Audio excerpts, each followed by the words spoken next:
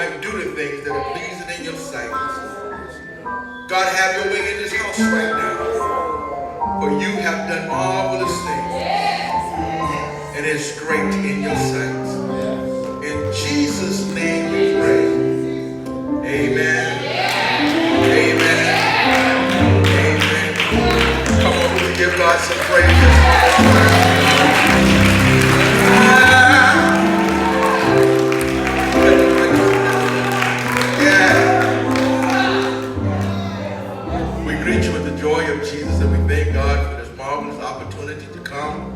Share here with the Emmanuel Baptist Church once again. Amen.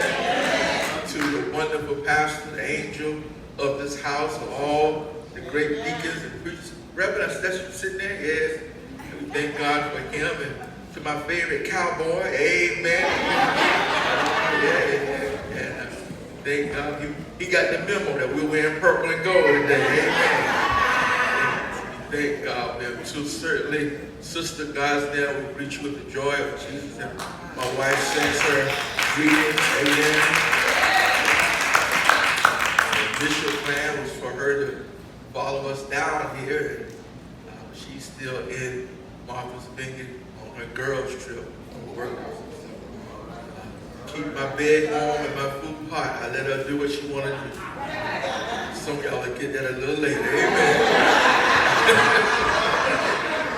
Sometimes you just have to let stuff flow. Amen. But she sends her greetings, and we're so grateful. Again, we were just together, Pastor Gosnell, Lady Gosnell, a couple of weeks ago down here where I was blessed to preach at Second Baptist.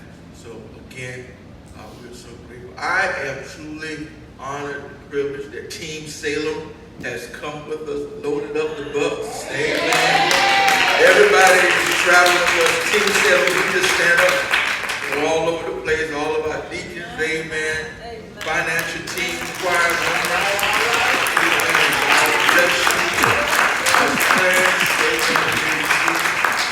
we have some ministers who came, I think, from Mount Calvary. Dr. Jerry,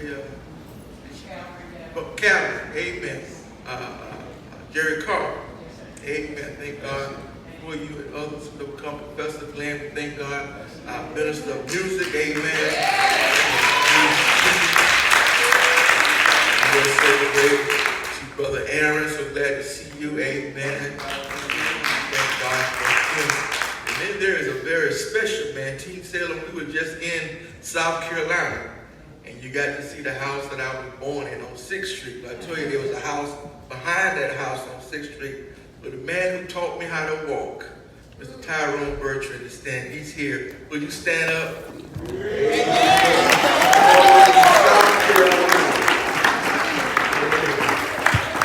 My father owned a dry cleaners. His brother worked for my father. Amen.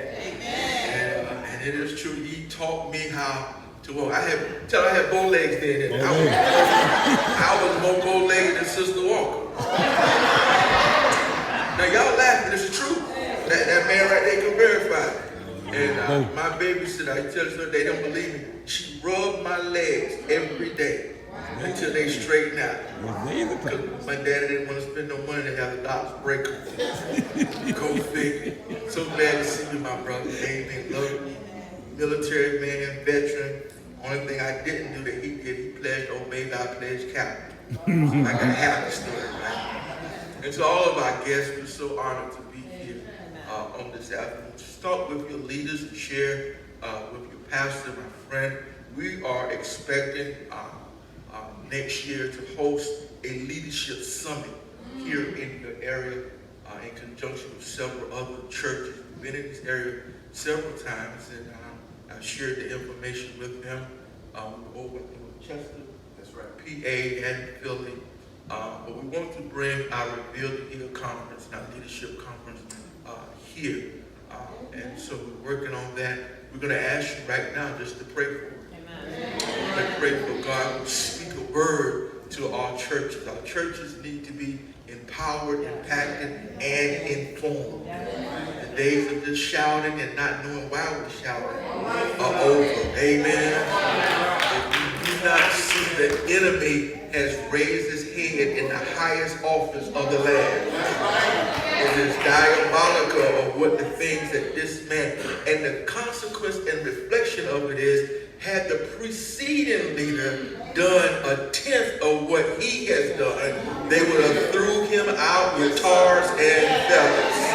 Amen. Not telling you what you need to do, but I know come November you ought to know what you got to do. I said, I'm not going to tell you what you need to do, but come November you know what you got to do. Amen. And he's making it very difficult. And this is not the first time that this has happened on this planet. But there was a season when Pharaoh looked over the balcony and said, if we don't do something, they're going to outnumber us. And everything that he is doing is to decrease the numbers. Well, I wish I had help over here. And so that is the strategy of the enemy. I won't be before you long, but I want to be strong. I want to teach. I already preached this text. Team Salem got it this morning. And so you get the teaching portion of it this afternoon. Turn with me to Exodus chapter 30. I gave you the trailer version. Sometimes the trailer is better than the movie. I understand. Now we're going to deal with the movie. Amen. I really want to deal with all 22 verses of chapter 33. That's just how important this sermon is to the life of this church and to its leadership. But come with me out of this pericope as I pick apart that you might understand it in its fullness. Amen? Yeah. We can stand for the reading of God's word. We stand for judges, princes, potentates, and presidents. Truly we can stand for the reading of God's holy word. Exodus chapter 23, beginning at verse 1.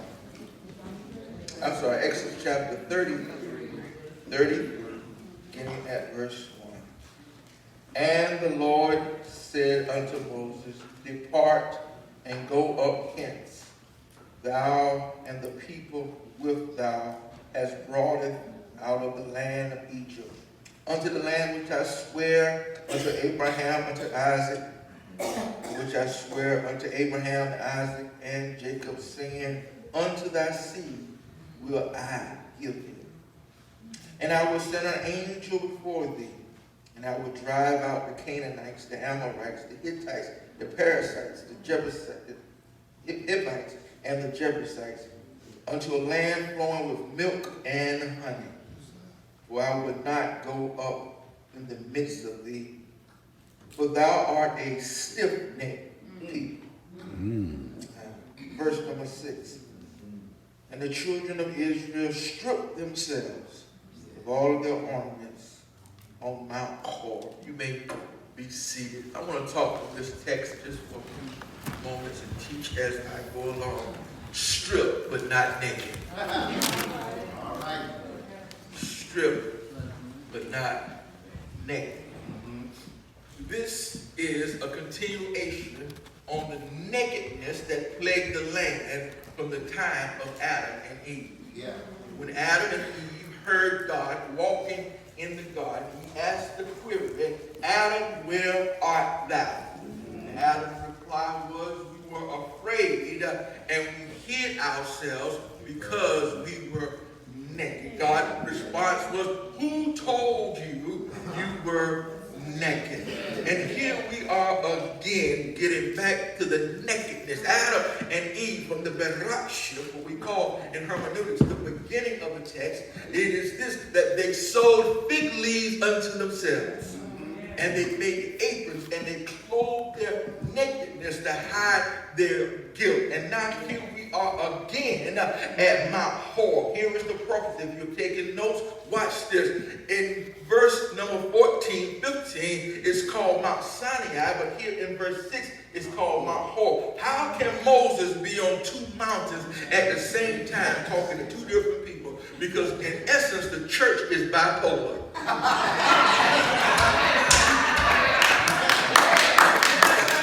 I can't teach. I can't. Oh, don't close your Bible now. You're going to miss it. Because you got one man talking to the same people, but the text says they're on Mount Hor stripping themselves, but yet he on Mount Sinai talking to God.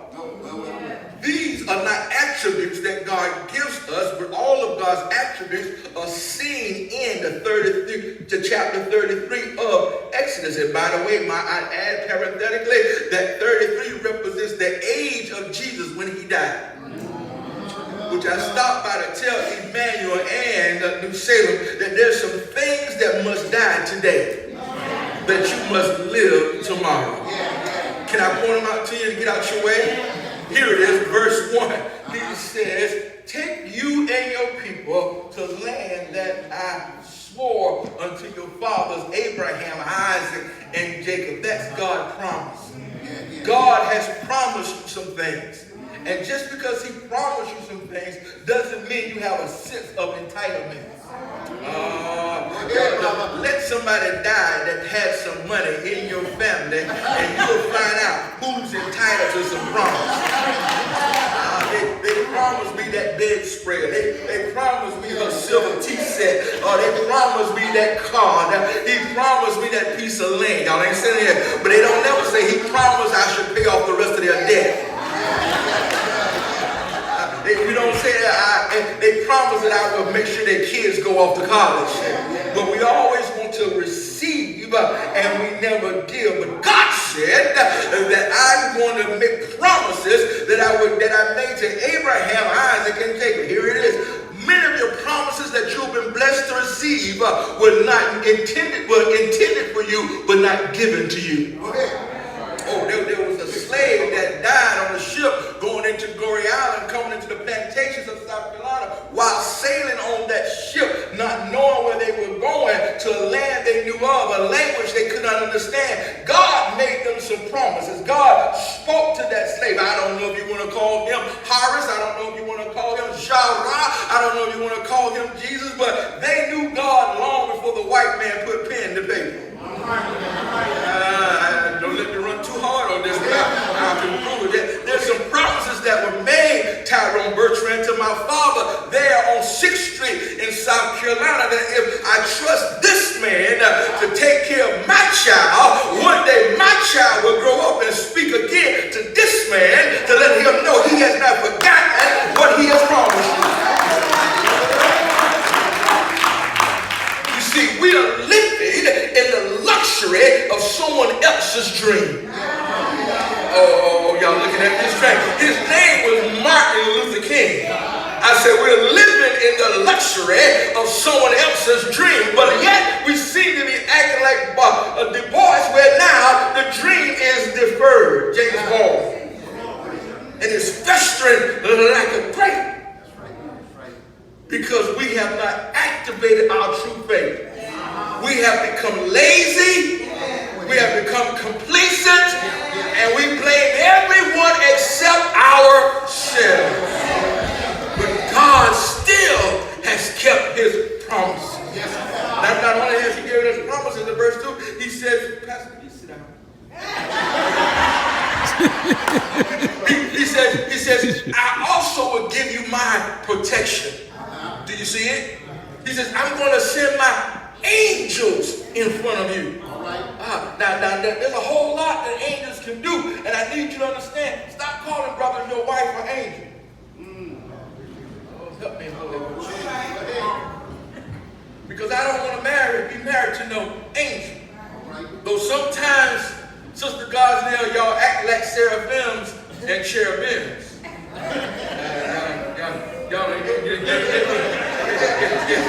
There are two classes of angels. There is the messenger class and there is the warrior class. Gabriel is the messenger class, but Michael is the warrior class. And sometimes Lady Laura and Lady Gosnell can be messengers, or they can be warriors.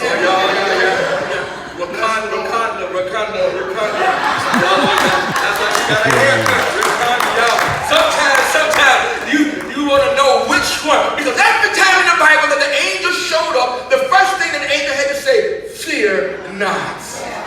Can I get a witness? He says, I'm going to send my message. I'm going to send one to fight on your behalf before you get there. I'm going to send my messenger, my warrior ahead of you, because I'm leading you, here it is, into a land flowing with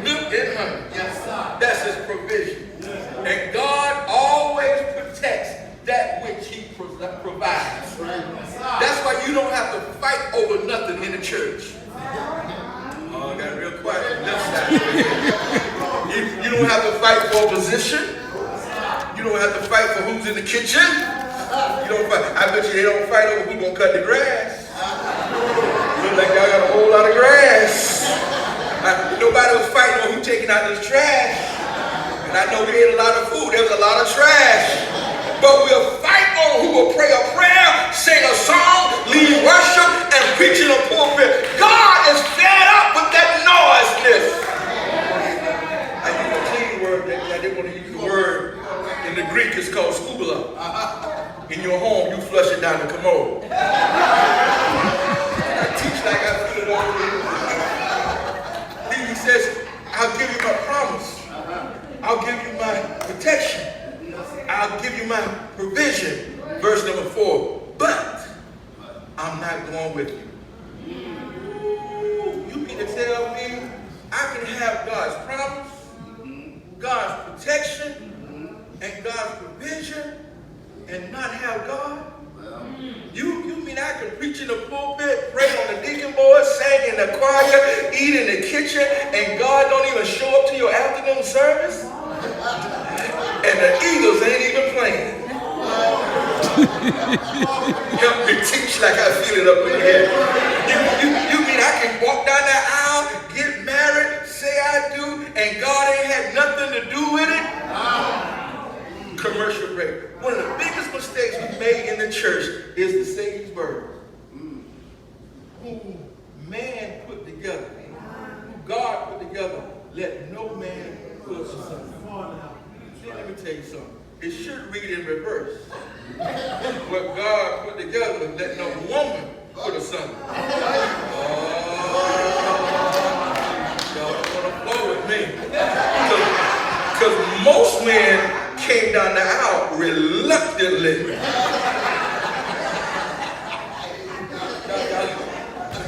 The man is already standing here, hoping the right bride comes late round the corner with her face covered and don't know if it's her sister or not. Oh, y'all looking at me? It happened in the Bible once before. His name was Jacob. He was waiting on Rachel, but Leah, y'all don't say that. You don't know which is going to show up, a warrior angel or a messenger angel. Y'all missed it, y'all. Two mountains, two experiences, one God. Now people are upset, and the text says they begin to strip themselves of their titles, of their position, of how long they've been here, of their tradition, because they were naked and ashamed. And now Moses, the leader, must leave them there at Mount Hor.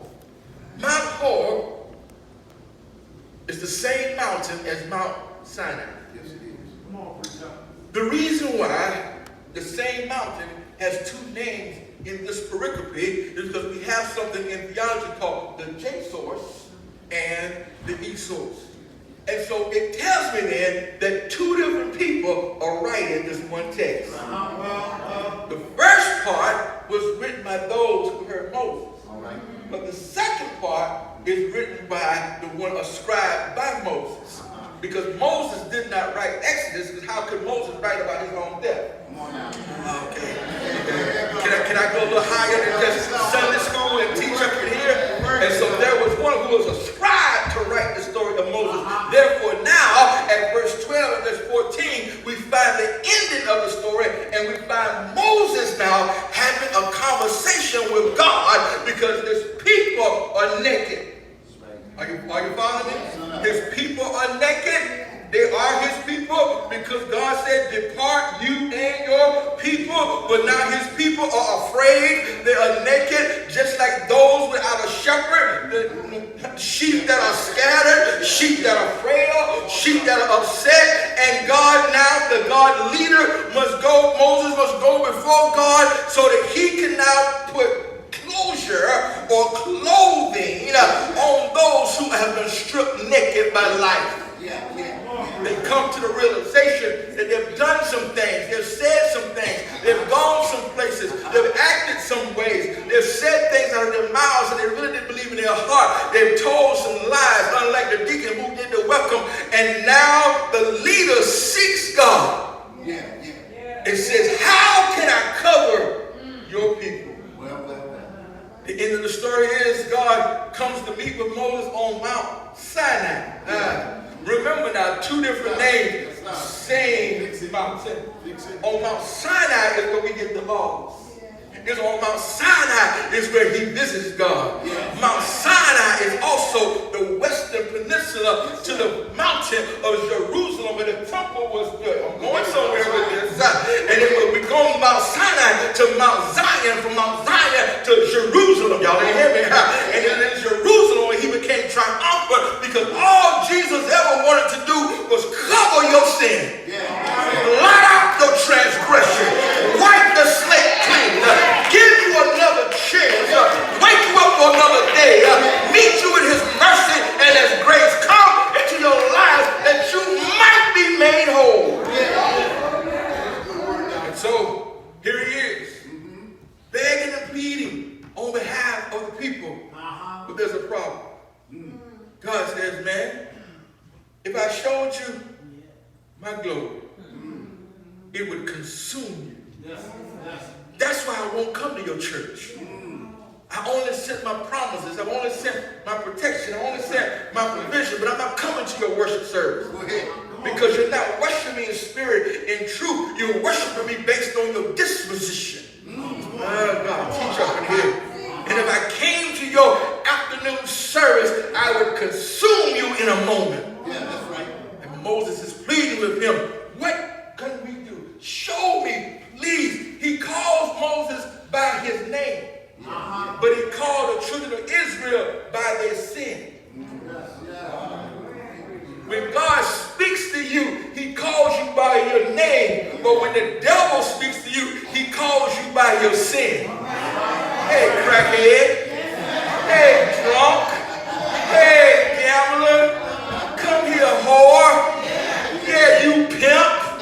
Yeah, you liar. Or y'all don't like this kind of teaching, but I'm in the text because it says they are a stiff-necked people.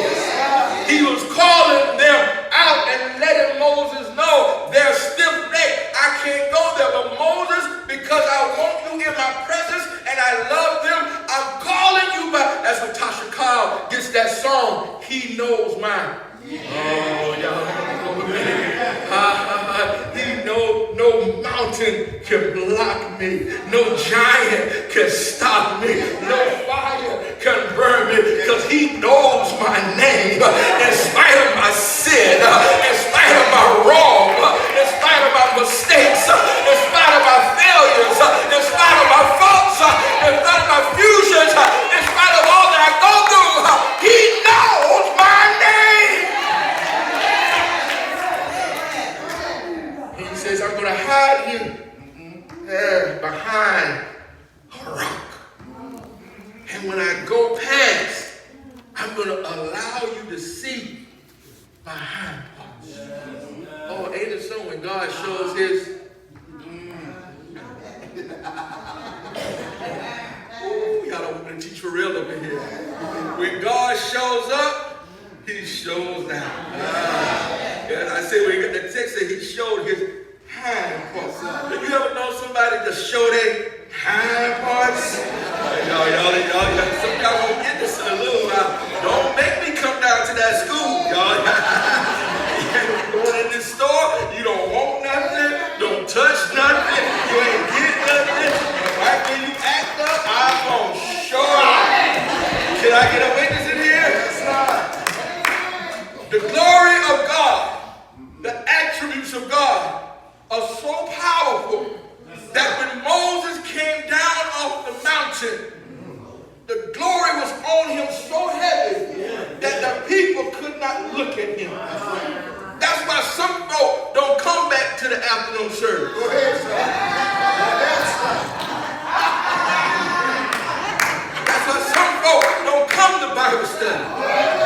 Oh, they want to talk a good game, but they don't really want to see God's glory. Because if you ever come into the presence of his glory, your life will be changed. Because if any man be in Christ and Christ be in him,